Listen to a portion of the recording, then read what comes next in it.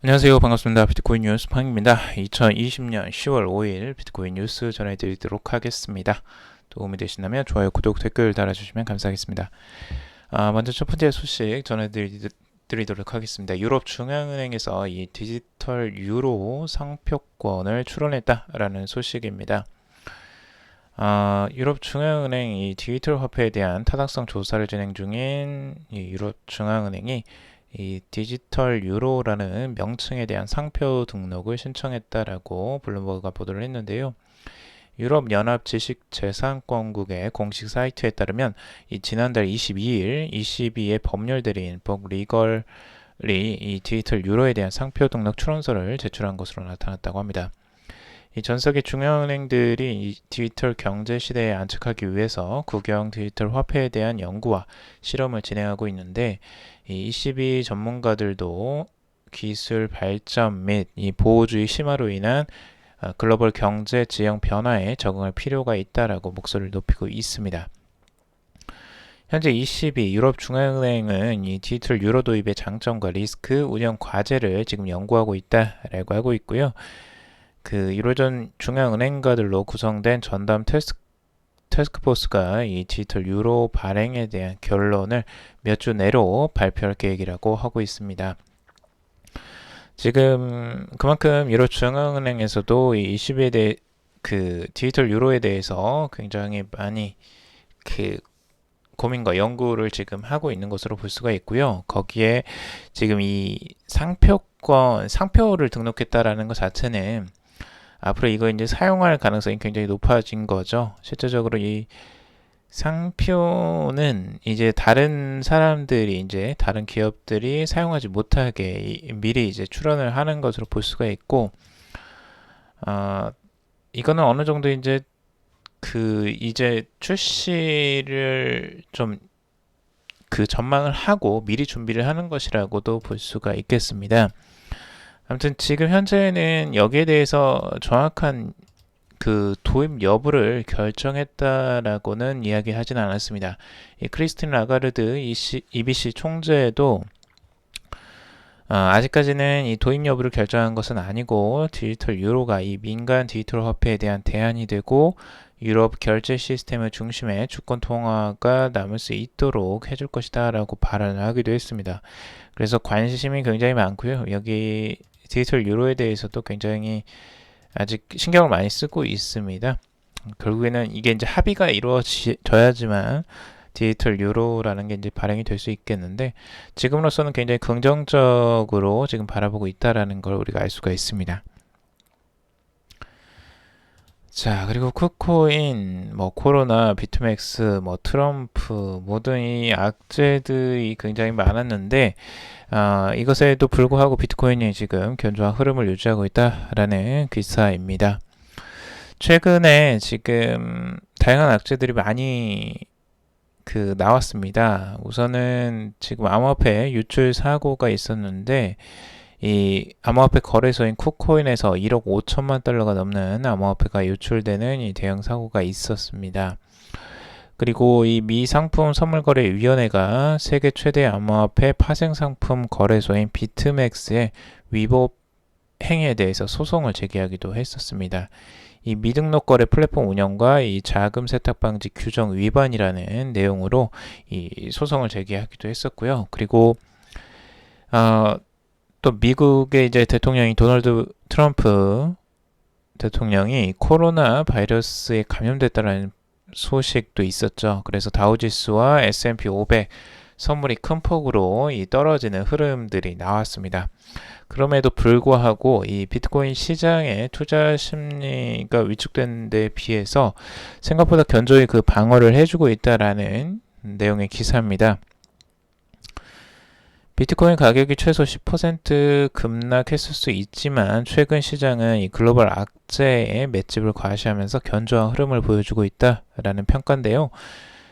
지금 코인텔레그래프의 기고자인 마르셀 패츠먼은 이 주요 뉴스에 대한 비트코인의 회복력은 개인 및 전문 투자자들이 비트코인의 강세를 유지하고 있음을 보여준다라고 하면서 12,000달러까지 상승하는 추세가 이 투자자들이 예상하는 것보다 더 빨리 재개될 수 있다라고 전망을 하기도 했습니다. 그리고 뉴스비스티시의 애널리스트 토니 스필로트로는 이 비트코인 가격이 3분기에 1만 달러 이상에서 마감했다는 점과 그리고 달러와 같이 하락이 지속되고 있다는 점 그리고 반감기 효과가 유효하다는 점 등을 들어서 향후 비트코인 강세장을 또 전망을 하기도 하고 있습니다. 그래서 지금 비트코인이 생각보다 이 증시보다는 잘 버텨주고 있다라는 부분들을 긍정적으로 지금 바라보고 있고요. 비트코인도 잠깐의 이 하락세가 나오긴 했지만 그래도 다시 한번 그 반등세가 살짝 나오면서 가격을 견조하게 유지를 하고 있습니다. 큰 악재들에도 불구하고 그만큼 좀 잘 버텨주고 있는 흐름들인데요. 이런 부분은 조금 더 이제 안심을 하게 만드는 요인이라고 할 수 있겠죠. 가격은 지금 1660달러 선에 지금 위치해 있습니다. 가격이 계속 이제 이 수렴하고 있는 모습들을 지금 보여주고 있는데요. 거기에 대한 전망들 같이 한번 살펴보면요. 이 트레이딩 시작 같은 경우는 가격이 지금 이 상단과 이 하단에 가격이 지금 모아지는 흐름들이 이어지고 있다. 그래서 곧 이 브레이크아웃이 나올 것으로 예상을 한다라는 전망입니다. 과거에도 지금 이렇게 이 로우 하이과 그리고 하이어 로우가 이렇게 이제 겹쳐지는 이런 흐름이 나왔고 결국에는 이걸 돌파하는 흐름들이 나오면서 이제 상승하는 흐름들이 나왔었다라고 보는데요. 지금도 다시 한번 그 비슷한 상황들이 나오고 있다라고 보고 있습니다. 그래서 지금 한 50일 일봉으로 봐서 이제 50일 정도의 기간이 여기서 이제 소요가 됐는데 여기서 또 50일 정도 기간이 지나서 가격이 모아지고 한쪽 방향을 틀 것이다 라고 보고 있습니다. 아래에 지금 150일 이동평균선이 이제 지지를 받고 있는데 이 지지를 받고 올라갈지 아닐지는 곧 이게 이제 방향성이 나올 것이다 라고 보고 있습니다. 그래서 상단으로 이제 깨고 올라가면 위쪽 방향성이 이제 커지는 거고요. 그러면 이제 12,000달러대까지 상승 가능성들을 열어놓고 보고 있고 그리고 아래쪽으로 이제 떨어지게 되면 이제 9,100달러 선을 또 아래쪽으로 지지선을 깨고 내려갔을 때 그런 이제 방향성이 나온다라고 전망을 하고 있습니다. 자, 그 디그라브로부터 이제 비슷한 전망을 하고 있는데요. 조금 더 이제 짧은 삼각 수렴 형태를 지금 보고 있습니다.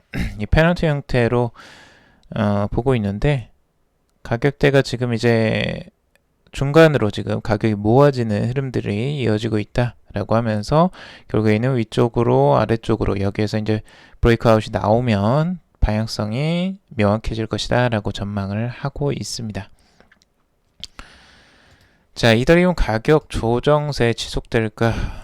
와, 비탈릭 부테린이 이더리움이 10만 TPS에 도달할 것이다 라고 전망을 하고 있는데요. 지금 이 비탈릭 부테린이 이더리움에 대한 내용들을 지금 언급을 했습니다.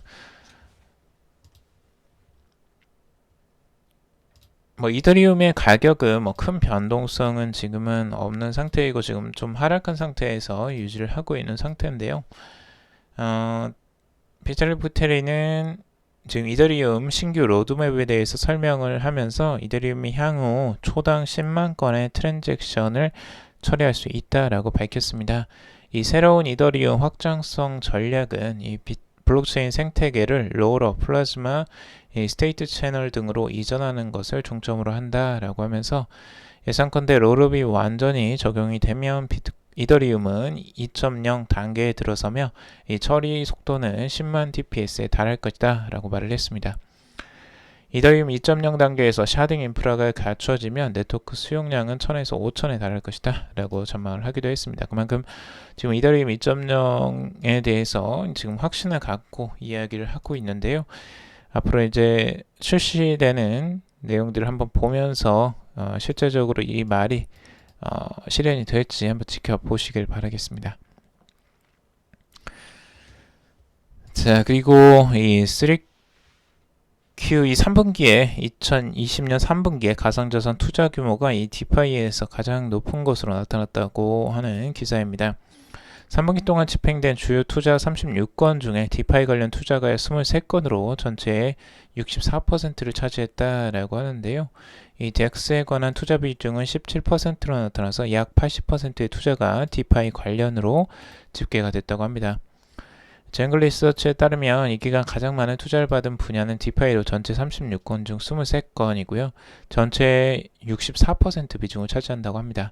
다음으로 타일중화 거래소 관련 투자가 6건으로 17%로 뒤를 이었고, 이 파생 상품 및 NFT, 이 정보 기반 플랫폼에 대한 투자 등이 나머지 19%로 나타났다고 합니다. 그만큼 지금 3분기에도 이 디파이에 대한 관심이 굉장히 뜨거웠다라는 걸 우리가 알 수가 있죠. 이게 이제 4분기까지 이어질 수 있을지 한번 지켜봐야 되겠고요. 이 디파이는 앞으로도 뭐 조정세가 있을 수는 있겠지만 가장 지금 관심도가 높은 분야라는 것을 우리가 알 수가 있습니다. 자, 그리고 업비트가 이 디파이 대세 속에서 이 스테이킹 서비스를 시작한다라는 소식입니다. 지금 이제 많은 디파이들이 지금 인기를 얻어가면서 이 업비트도 거기에 지금 편승하려고 하는 전략을 짜는 것 같은데요. 지금 업비트가 스테이킹 서비스를 시작하는 다고 합니다. 이 고객은 보유하고 있는 암호화폐를 위탁하고 이 보상을 받을 수가 있게 되는 건데요. 이 신규 서비스인 업비트 스테이킹 베타 버전을 출시한다라고 밝혔습니다.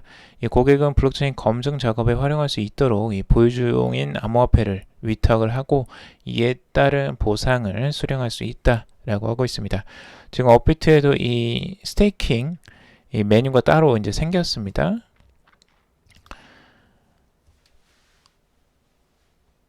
그 암호화폐 종목별로 위탁 기간과 보상률이 상이하고, 위탁한 암호화폐는 두나무 계열사인 DXM에서 관리하는 스테이킹 전용 지갑에 담긴다고 합니다.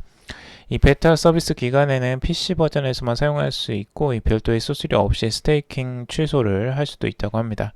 지금 이제 스테이킹을 지원하는 4가지 버전이 이제 베타 버전이니까 4가지를 먼저 지원을 하는 것 같은데요. 거기에는 트론이 들어가 있고, 지금 마로, 루나, 그리고 이 코스모스 총 4개의 그 암호화폐를 지원을 하고 있습니다. 계정당 원하는 5천만 원까지 스테이킹 한도가 적용이 된다라고 하고 있습니다. 업비트는 연내에 모바일 사용 지원 및 이 스테이킹 종목 확대를 진행할 것이라고 지금도 예고를 하고 있습니다. 앞으로 이런 서비스들이 이제 거래소에서도 계속 지속적으로 늘어날 것으로 지금 보여집니다. 이제 스테이킹 이자를 받는 형태들을 이제 고객들이 선호한다라는 걸 알고 거기에 대해서 이제 대응하는 것이라고 볼 수가 있죠. 자, 그리고 허웨이 중국은행 연구소 연구원이 이 CBDC 스위프트 시스템에 충격을 줄 것이다 라고 언급을 했습니다. CBDC는 이 기존의 전자결제 시스템에 비해서 이제 크게 개선이 된다라고 말을 하고 있는데요. 이 블록체인 기반 CBDC가 거래 결제 기간을 기존 며칠에서 몇 초로 단축해서 결제 효율을 높일 수 있다라고 설명을 하고 있고, 그 외에 이제 국제 거래 이체 원가도 낮출 수 있어서 CBDC가 국제 거래에 대규모 적용될 경우에 스위프트 시스템에 큰 충격을 줄 것으로 보인다라고 전망을 하고 있습니다. 뭐 당연한 이야기인 것 같습니다. 이 CBDC가 출현을 하게 되고 실제로 이제 국제 결제나 이 이체까지 가능해진다면 스위프트는 당연히 이제 효용성이 이제 많이 떨어질 수밖에 없겠죠. 이 원가도 당연히 절감을 할 수밖에 없는 시스템이고 속도도 월등하게 빠를 수밖에 없으니까요. 그래서 CBDC가 이제 제대로 발행이 된다면 이제 국제 간 거래에서 굉장히 많이 사용될 가능성이 높죠.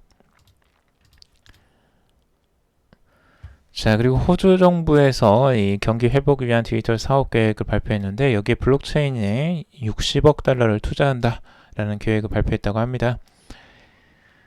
지금 디지털 사업 계획을 지금 호주에서 발표를 했는데요. 2030년까지 호주를 전 세계를 선도하는 디지털 경제사회로 성장시키는 것을 목표로 지금 디지털 사업 계획을 발표를 했습니다. 블록체인 기술 개발에 500만 달러 상당을 투입할 계획이라고 하는데요. 이 모리슨 총리는 이 디지털 사업 계획을 통해 낡은 규제 장벽을 제거하고 중소기업의 역량을 강화시키고 호주 경제 회복과 경제 전반 활성의 기술 활용을 지원할 것이다 라고 말을 하고 있습니다.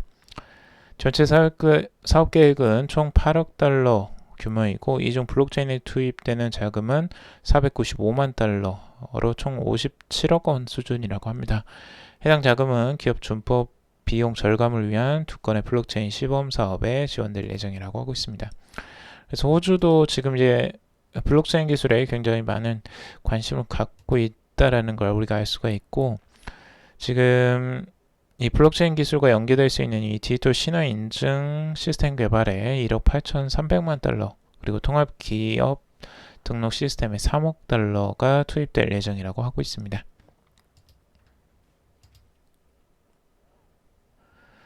자, 오늘 여기까지 정리를 해봤습니다. 여러분들 도움이 되셨길 바라고요. 도움이 되셨다면 좋아요, 구독, 댓글 달아주시면 감사하겠습니다.